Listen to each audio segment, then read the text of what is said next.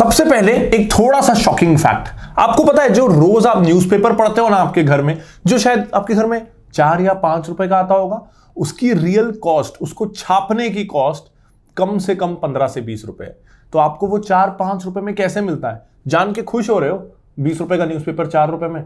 इस वीडियो के बाद ना आपको दुख होगा कि ऐसा होता है। तो आज इस वीडियो में ना हम एक बहुत इंपॉर्टेंट चीज डिस्कस करने वाले हैं, लेकिन उसके पहले मैं चाहता हूं आप ये मूवी का ये एक छोटी सी क्लिप देखिए।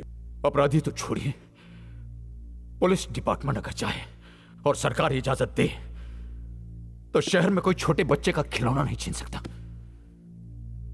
लेकिन सच्चाई यह है कि हम पुलिस वाले खाकी वर्दी पहने वो गुंडे हैं जो ड्यूटी के नाम पर एक कमजोर बेबस लोगों पर जुल्म करते हैं और कुछ नहीं बस।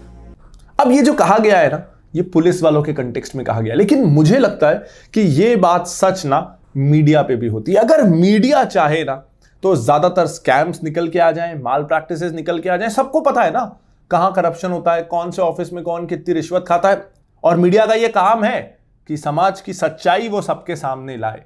तो अगर इस देश में भ्रष्टाचार है, अगर इस देश में कमियां हैं, काम ठीक से नहीं होता, जो भी कमियां हैं इस देश में, उसके लिए जितने पुलिस जिम्मेदार हैं, जितना पॉलिटिशियंस जिम्मेदार हैं, जितना जुडिशरी जिम्मेदार है, जितना ब्यूरोक्रेट जिम्मेदार है, उतना ही इस देश में जो सही नहीं है उसके लिए मीडिया भी जिम्मेदार है। लेकिन मीडिया की बुराई दिखाते हुए कोई सीरीज आ जाए, कोई बड़ा क्रिएटर वीडियो बना ले, कोई फिल्म बना ले, ये हिम्मत किसी की नहीं होती। मीडिया जो क्लेम करता है कि वो देश को आईना दिखाता है, मीडिया को आईना कौन दिखाएगा? आज इस बिजनेस गेम्स के नए वीडियो में हम मीडिया को उसका आईना दिखाएंगे और मैं आपको बताऊंगा कि भारत में मीडिया जिस तरीके से काम कर रही है उसमें क्या क्या गलत है। कुछ ऐसी सच्चाइयां बताऊंगा जो आपको जान के हैरानी होगी, और कुछ मैं अपने पर्सनल एक्सपीरियंसेस भी बताऊंगा कि कैसे मुझे भी कई बार खरीदने की कोशिश की गई। नमस्कार दोस्तों, दिस इज प्रांजल कामरा। आज जानते हैं भारत में मीडिया का पूरा सच। अब मुझे पता है कि कुछ जर्नलिस्ट भी मुझे देखते हैं, कुछ जर्नलिस्ट मेरे दोस्त भी हैं, तो सबसे पहले हाथ जोड़ के उनसे माफी। दिस इज नथिंग पर्सनल, लेकिन आई थिंक जो आप लोग भी, जो जर्नलिस्ट मेरे दोस्त हैं, वो अपना काम करते हैं, हर इंडस्ट्री में जो चल रहा है वो दिखाते हैं, क्योंकि सारे जर्नलिस्ट या सारे मीडिया हाउसेस एक जैसे नहीं होते। तो मैं सबको एक रंग में नहीं पोत रहा हूं, लेकिन मीडिया इंडस्ट्री में भी जो गड़बड़ियां हैं वो बाहर आनी चाहिए, और बस उस पर्पज से मैं बना रहा हूं। तो इट्स नथिंग पर्सनल, और जो लोग अपना अच्छे से काम करते हैं, हैट्स ऑफ टू देम। अब हम कुछ कॉमन माल प्रैक्टिसेस पे आते हैं जो मैंने खुद एक्सपीरियंस की हैं। पहला, अवार्ड जीत लो। मैगजीन की आड़ लेके अवार्ड्स बेचना, रैंकिंग्स बेचना, इंडिया का बेस्ट ये, इंडिया का बेस्ट वो, best school, best college, best coaching, best perfume, best जूते, बेस्ट बेल्ट, बेस्ट होटल, हर चीज की बेस्ट रैंकिंग निकालते रहो, और उसमें जो ज्यादा पैसा दे रहा है उसको बेटर रैंकिंग दे दो। तो अवार्ड्स या रैंकिंग बांटना, बहुत सारे बिजनेस एंटिटीज मीडिया वाली इसी पे चलती हैं। दूसरा, कवर पे आ जाओ। बहुत बार ऐसा हुआ है कि कुछ मैगजीन्स मेरे पास आई और कहें कि हम ना आपको कवर में लेने वाले हैं, आपके पास बहुत बड़ी अपॉर्चुनिटी है, और ऑफ कोर्स अच्छा लगता है तो हाँ ही कहते हैं, और जैसे ही हाँ हो एक कोटेशन वाला ईमेल आ जाता है। तीसरा, पेड एडवर्टाइजमेंट को न्यूज जैसे दिखा दो। ये डिस्क्लोज ही मत करो कि ये स्पॉन्सर्ड कंटेंट है, को लिखने के लिए हमको पैसे मिले। जो मैंने एक वीडियो ना इन्फ्लुएंसर्स पे भी बनाया था, उसे भी जरूर देख लीजिएगा। कई बार इन्फ्लुएंसर्स पैसे लेके कुछ बोल रहे होते हैं लेकिन बताते नहीं है कि पैसे लेके बोल रहे हैं। तो आई थिंक इन्फ्लुएंसर तो बड़ी नई इंडस्ट्री है, लेकिन मीडिया में भी ये कई समय से होता आ रहा है कि व्यूअर को या रीडर को लगेगा कि ये मैगजीन का ओपिनियन है, लेकिन वो है पेड, और वो पेड होना डिस्क्लोज नहीं किया गया है। इनफैक्ट मैंने ना एक और चीज़ एक्सपीरियंस की है कि जैसे एक मैगजीन वाले थे, वो मेरे पास आए और मुझसे कहे कि हम आपके स्टार्टअप पे एक आर्टिकल लिखेंगे। बहुत अच्छी बात है। तो फिर उन्होंने उसके बाद मुझे एक कोटेशन दे दिया।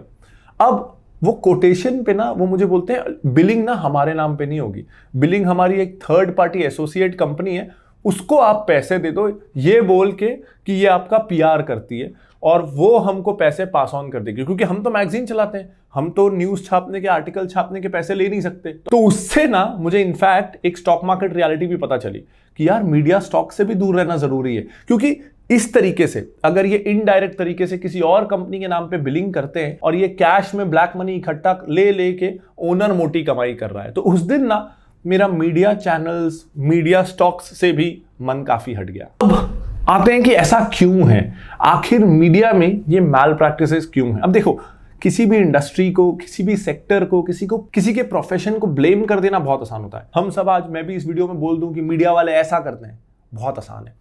हमको ये जानना होगा कि इसके पीछे का रीजन क्या है। सबसे बड़ा रीजन ना, और इसलिए मैं बोलता हूं कि सारा ब्लेम उनको कर देना सही नहीं है, ब्लेम हमारा भी है। वी डोंट वांट टू पे। हम न्यूज के लिए पैसा नहीं देना चाहते। आपने आखिरी बार न्यूज के लिए पैसा कब दिया? सोशल मीडिया हो, गूगल न्यूज हो, बहुत सारी इन शॉर्ट्स हो, बहुत सारे न्यूज के एग्रीगेटर्स हैं, न्यूज वाली वेबसाइट्स हैं। हमको न्यूज फ्री में चाहिए, लेकिन जो न्यूज बना रहा है उसके तो बनाने की कॉस्ट है ना, वो चैरिटी नहीं कर रहा, वो तो बंद हो जाएगा, उसको पैसा कमाना है। अब वो पैसे कैसे कमाएगा यार? 3 तरीकों से वो रिकवर करता है। पहला, किसी पॉलिटिशियन से फंडिंग ले ले, उससे एसोसिएट हो जाए, या किसी कॉर्पोरेट से एसोसिएट हो जाए, कॉर्पोरेट फंडिंग उसे मिल जाए, उसकी फंडिंग पे वो चलता रहे, और बिजनेस हाउस को या पॉलिटिशियन को ये फायदा कि चलो ये हमारे खिलाफ नहीं छापेगा, इसके जरिए ना हम अपना नैरेटिव, हम जो दिखाना चाहते हैं वो दिखाते रहेंगे, तो भले ही हमारा पैसा लग रहा है लेकिन हमारी पब्लिसिटी हो रही है, तो वो लोग फंडिंग दे देते हैं। दूसरा, एडवर्टाइजिंग, हेविली एडवर्टाइजिंग पे डिपेंड करो। लेकिन इसमें प्रॉब्लम क्या है?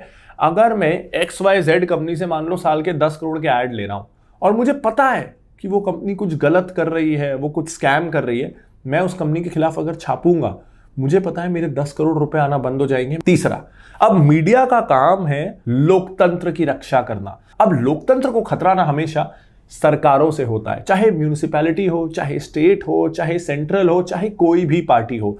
पावर जिसके पास है, मीडिया का काम है कि वो ये इंश्योर करे कि उस पावर का मिसयूज ना हो।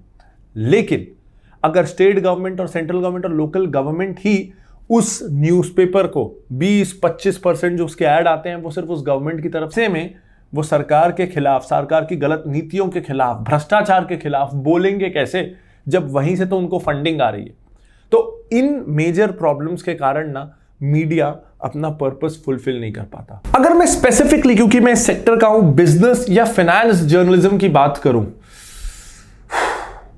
उतना ही खराब हालत है। बल्कि शायद मैं इस इंडस्ट्री को ज्यादा जानता हूं तो मुझे लगता है ज्यादा खराब हालत है। एक सिंपल एग्जांपल देता हूं। कुछ ना 7-8 साल पहले की बात होगी, मैं एक बिजनेस न्यूज चैनल देख रहा था जिसमें यह कहा जाने लगा कि राकेश झुनझुनवाला ने आज इस कंपनी के शेयर्स खरीदे हैं, और वो छोटा सा स्टॉक था, वो पेनी स्टॉक था, वो काफी % ऊपर बढ़ गया, उस पर सर्किट लग गया और खूब वॉल्यूम से वो बिकने लगा। लोग खरीदने की कोशिश करने लगे सर्किट लगने से पहले तक। 3-4 दिन तक ये खेल चलता रहा। उस कंपनी में अपर सर्किट पे अपर सर्किट लगता रहा, लोग फंसते रहे। 3-4 दिन बाद उसी बिजनेस चैनल पे एक क्लैरिफिकेशन आता है कि ये वो राकेश झुनझुनवाला नहीं है, ये उनके ही तरह नाम वाले, उनके नेम से कोई और राकेश झुनझुनवाला है। 3-4 दिन आम रिटेल इन्वेस्टर उस शेयर में निवेश करता रहा, ये सोच के कि राकेश झुनझुनवाला को इसमें कुछ दिखा है ना तो कुछ अच्छा होगा। अब अगर ये कोई टेलीग्राम ग्रुप कर दे, कोई यूट्यूब चैनल कर दे, कोई इंस्टाग्राम हैंडल कर देना, तो हम बोलेंगे कि ये फेक न्यूज़ चलाता है। लेकिन क्योंकि वो एक रेप्यूटेड बिजनेस न्यूज़ चैनल था, उस पर कुछ नहीं हुआ, किसी ने नहीं बोला कि ये फेक न्यूज़ चलाता है। क्या उस न्यूज़ चैनल की ये जिम्मेदारी नहीं थी कि वो वेरीफाई करे देश भर के इन्वेस्टर्स को मिसगाइड करने से पहले? इसके अलावा एक बहुत ही घटिया चीज़ मैंने देखी है। तो क्या करो, टीवी में आओ, पब्लिक को बोल दो ये शेयर खरीदो, बहुत अच्छा है, और अपने जो HNI प्रीमियम क्लाइंट्स हैं उनको बोलो कि हाँ अब बेचो। टीवी पे आके सबको बोल चुके हो कि खरीदो, तो अब लोग खरीदेंगे, तो अपने फंसे हुए क्लाइंट्स को पब्लिक की कॉस्ट पे उस स्टॉक से एग्जिट दिलाओ और पब्लिक को फंसाओ। तो ये प्रूवन है, 1-2 कंपनी जिसमें फंसी हुई हैं, अगर आप गूगल करोगे ना तो आपको मिल जाएगा। तो क्या न्यूज चैनल रिस्पॉन्सिबल नहीं है? अगर ट्विटर पे, फेसबुक पे, यूट्यूब पे कोई एंटी इंडिया कंटेंट हो जाता है, कोई हेट वाला कंटेंट हो जाता है, या कोई स्कैम वाला कंटेंट हो जाता है, तो इन प्लेटफॉर्म्स की भी ये जिम्मेदारी है कि उस कंटेंट को हटाएं। तो क्या न्यूज चैनल की वो जिम्मेदारी नहीं थी? क्या हर कोई ऐसा है? बिल्कुल भी नहीं। द स्कैम के बाद हम सुचिता दलाल मैडम को जानते हैं ना, उन्होंने हर्षद मेहता की स्टोरी ब्रेक की। देश के सामने एक बड़ा स्कैम आया, केतन पारेख स्कैम ब्रेक होने में उनका बड़ा योगदान था। NSE में जो कुछ इंटरमीडिएट्स को प्रायोरिटी एक्सेस मिल रहा था, ये स्कैम ब्रेक करने में और उसको कंटिन्यूसली इस पे फॉलो अप करने में मनी लाइफ ने एक बड़ा रोल प्ले किया। तो मनी लाइफ देबाशीष बसु और सुचेता दलाल का एक जॉइंट वेंचर है। तो एक ये ऑर्गेनाइजेशन में मीडिया में ऐसी देखता हूं जिसने constantly as a media house अपनी रिस्पॉन्सिबिलिटी को फुलफिल किया और देश में जो गलत हो रहा था फाइनेंशियल वर्ल्ड में लगातार उसको बाहर लेके आते रहे। और कई बार मुझे जैसा ध्यान आ रहा है उन्होंने एक्सेप्ट भी किया है कि क्योंकि वो ट्रेडिशनल बिजनेस वर्ल्ड में जैसे चलती है मीडिया हाउसेस वैसे नहीं चलते और सच के साथ खड़े होते हैं, इसलिए उनको एडवर्टाइजिंग नहीं मिलता, उनको एडवर्टाइजर्स पैसा नहीं देते। उनकी मैगजीन में इसलिए वो कहते थे ज़्यादा एड्स भी नहीं आते। और मुझे ऐसा लगता है कि शायद इस कारण आज से कुछ 4-5 साल पहले उन्होंने अपनी मैगजीन का प्रिंट एडिशन बंद भी कर दिया था। जो मैं देखता हूँ जिस तरह का वो काम कर रहे हैं, बहुत रिस्पेक्ट आती है। कुछ जर्नलिस्ट जिनको मैं पर्सनली जानता हूँ, मैं उनकी इंटीग्रिटी के लिए खड़ा हो सकता हूँ, लेकिन कॉर्पोरेट लेवल पे जो मीडिया हाउस के ओनर्स हैं उनसे जर्नलिस्ट पर भी काफ़ी प्रेशर आता है। क्या जर्नलिस्ट लेवल पे प्रॉब्लम है? ज़्यादा प्रॉब्लम नहीं है, लेकिन इंस्टीट्यूशनल लेवल पे मुझे लगता है काफ़ी प्रॉब्लम है। लेकिन ऐसे समय में भी मनी लाइफ जैसे कुछ इंस्टीट्यूशंस हैं जो इंटीग्रिटी के साथ खड़े हुए हैं। अब आपको पता है ना कि फिनोलॉजी से हम इन्वेस्टमेंट और फाइनेंस से रिलेटेड जो प्रॉब्लम्स हैं उसे सॉल्व करने की कोशिश करते रहते हैं। आप हमारा कोई भी प्रोडक्ट उठा लीजिए, सिलेक्ट से शुरू करते हैं, लोगों को कहाँ डीमैट अकाउंट खुलवाना चाहिए, सिलेक्ट पे जाइए, आपकी ज़रूरतों के हिसाब से हमारा प्लेटफॉर्म आपको सही डीमैट अकाउंट बताता है। सेकेंड, क्वेस्ट 50+ कोर्सेज, एक छोटी सी फीस, आपको जो सीखना है वो आप अलग अलग हजारों रुपए के कोर्सेज ना लेके एक प्लेटफॉर्म से सीख सकते हो। नेक्स्ट, टिकर आता है, 5000 से ज्यादा लिस्टेड कंपनियां, उनका इन डेप्थ एनालिसिस अगर आपको करना है, उनकी फेयर वैल्यू निकालनी है, वो क्या बिजनेस करती है, उनके ब्रांड्स क्या है, सब कुछ कंपनीज और मार्केट के बारे में आपको टिकर पे मिलता है। फाइनेंशियल प्लानिंग, आपके गोल्स के हिसाब से कितनी की एसआईपी होनी चाहिए, कौन से स्टॉक्स में इन्वेस्ट करना है, कितना गोल्ड में डालना है, आपकी लोन्स आप कैसे पे कर सकते हो, इसमें रेसिपी हेल्प करता है। लेकिन ये जो मिस इन्फॉर्मेशन फाइनेंशियल वर्ल्ड में फैली रहती है, रूमर्स के भरोसे कभी इन्वेस्टमेंट हो जाता है, कभी पैसे देके गलत चीजों को बुलवाया जाता है, उन्हें पॉपुलर किया जाता है, कभी आपको सही इंफॉर्मेशन दी ही नहीं जाती। इसके अगेंस्ट हम क्या कर रहे हैं? Introducing insider by Finology. यहां ना हम कुछ हट के इन डेप्थ ईमानदारी वाली बिजनेस जर्नलिज्म करने वाले हैं। यहां ना आपको मसाला ब्रेकिंग न्यूज नहीं मिलेगी, हमको सबसे पहले आपको कुछ नया नहीं बताना है। यहां आपको बुलेट्स में रोज 2 या 3 इंपॉर्टेंट मार्केट अपडेट्स को हम बड़े ही मजेदार, सिंपल, लाइट हार्टेड, फनी तरीके से एक्सप्लेन करेंगे ताकि हर किसी को समझ में आ जाए। और हफ्ते में हम 2 या 3 लॉन्ग स्टोरीज करेंगे जहां हम इन डेप्थ आपको कुछ ऐसा समझाएंगे जिससे आप ना जिस लेवल ऑफ इंटेलिजेंस के साथ इस प्लेटफॉर्म पे आए थे उससे ज्यादा इंटेलिजेंट होके इस प्लेटफॉर्म से जा पाए। क्योंकि आप सोचो ना, बचपन से हम जो भी मॉरल्स सीखते हैं, जो भी अच्छी अच्छी चीजें हम सीखते हैं, वो हम कहानियों के जरिए सीखते हैं। तो इनसाइडर बाय फिनोलॉजी के साथ एम ये रहेगा कि हम आपको बिजनेस, फाइनेंस और इन्वेस्टमेंट रिलेटेड स्टोरीज बहुत ही इन डेप्थ, बहुत ही मजेदार तरीके से समझाएं। लेकिन हम आपको ये ना बताएं कि क्या सोचना है, बल्कि कैसे सोचना है इन सब के बारे में ये हम आपको सिखा पाएं, हम आपको सेकेंड लेवल थिंकिंग सिखा पाएं। कुछ एग्जाम्पल्स मैं आपको दूं। हम सबको पता है कि HUL ना भारत की सबसे बड़ी FMCG कंपनी है, लेकिन ये तो हर कोई बताता रहेगा HUL का मार्केट कैप, HUL के ब्रांड्स, इससे हमको क्या मिलेगा? ये तो बहुत बेसिक लेवल इंफॉर्मेशन है। हमको ये जानना है कि HUL आखिर नंबर 1 बनी कैसे, और क्या आपको पता है कैसे वो इंक्रीजिंगली मेडिकल स्टोर्स को बहुत इंटेलिजेंटली यूज कर रही है अपने राइवल्स को पीछे करने के लिए?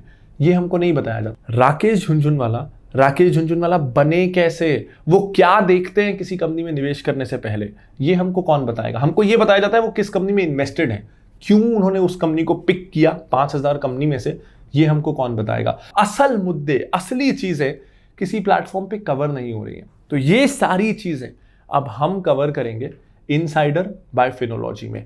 In depth, unbiased, second level articles on business, investing and finance. पर अगर मैं कह रहा हूं कि मीडिया हाउसेस, खास करके बिजनेस की फील्ड में बहुत सारी माल प्रैक्टिसेस करने लगते हैं कुछ हाउसेस, तो हम ये सबसे कैसे बचेंगे? इसके लिए भी हम लोगों ने कुछ चीजें सोची हुई हैं। पहला, देखो, अगर आपके खर्चे ज्यादा होंगे ना तो आपको कमाने के सोर्सेज ज्यादा ढूंढने पड़ेंगे। हम हमेशा से बूटस्ट्रैप्ड रहे हैं, तो मिनिमम रिसोर्सेज में हम वर्ल्ड क्लास प्रोडक्ट्स बनाने की कोशिश करते हैं कि प्रोडक्ट सस्ते में बने लेकिन सस्ता लगे ना। तो हम ये इंश्योर करेंगे कि हमारी कॉस्ट काफ़ी कम हो। अगर कॉस्ट हमेशा हमारी कम होगी ना, तो हम उल्टे सीधे तरीकों की तरफ नहीं जाएंगे और पैसा कमाने के लिए। हमने ना इनसाइडर का एक सेक्शन, एक मेजर सेक्शन फ्री रखा है, लेकिन कुछ जो हमारे एडिटोरियल इन डेप्थ आर्टिकल्स है ना, उसके लिए हमने एक एलीट सेक्शन अलग से बनाया है। अब वो एलीट सेक्शन का एक्सेस ना, वो आर्टिकल्स का एक्सेस आपको हमारे एग्जिस्टिंग फिनोलॉजी 1 सब्सक्रिप्शन के साथ ही मिल जाएगा। अब इससे ना 2 फायदे हैं। एक, जो फिनोलॉजी 1 सब्सक्राइबर्स हैं उनको सेम प्राइस पे उनके एग्जिस्टिंग सब्सक्रिप्शन में ही एक नई एडिशनल ऑफरिंग मिलने लगेगा, तो उनका सब्सक्रिप्शन अब और ज्यादा वैल्यूएबल हो जाएगा। और हम उम्मीद करते हैं कि अब फिनोलॉजी 1 में 3 नहीं 4 ऑफरिंग्स हैं, तो हमारे सब्सक्रिप्शंस का रेट ऊपर चला जाएगा, तो हमारा रेवेन्यू थोड़ा ऊपर चला जाएगा, जिससे हम इस प्रोडक्ट को सस्टेन कर पाएंगे। तो I am being very honest here, in 2 reasons से हमें लगता है कि हम इंडिपेंडेंट रह पाएंगे और हम उन मीडिया हाउसेस की तरह नहीं बनेंगे जिनका टोटल डिपेंडेंस एड्स से या मैगजीन बेच के पैसा कमाने से। क्योंकि हमारा रेवेन्यू मॉडल डिफरेंट है, हम आर्टिकल्स से पैसा कमाने के भरोसे नहीं है, हमारे फिनोलॉजी 1 मेंबरशिप है और हमारा रेवेन्यू उससे आता है, तो हम डेस्परेट नहीं होंगे, ऐसा मुझे लगता है, इनसाइडर में पैसा कमाने के लिए, जिससे हम अनबायस्ड हेल्दी रह पाएंगे। फिनोलॉजी इनसाइडर का लिंक आपको इस वीडियो के डिस्क्रिप्शन में मिल जाएगा और फिनोलॉजी 1 का सब्सक्रिप्शन भी आपको डिस्क्रिप्शन में लिंक है, वहां से आप फिनोलॉजी 1 को सब्सक्राइब कर सकते हैं। ये ऑटो पे ओनली सब्सक्रिप्शन है, यानी हर महीने आपका सब्सक्रिप्शन अमाउंट कटता रहेगा और ज्यादातर यूपीआई एप्स अब सपोर्टेड है, क्रेडिट कार्ड और डेबिट कार्ड सपोर्टेड नहीं है।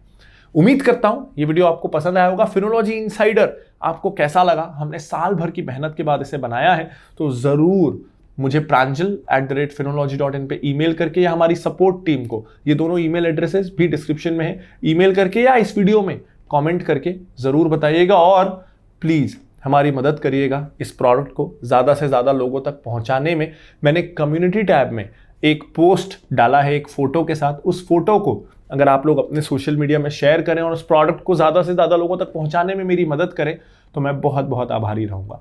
This is Pranjal Kamra signing off, bye bye.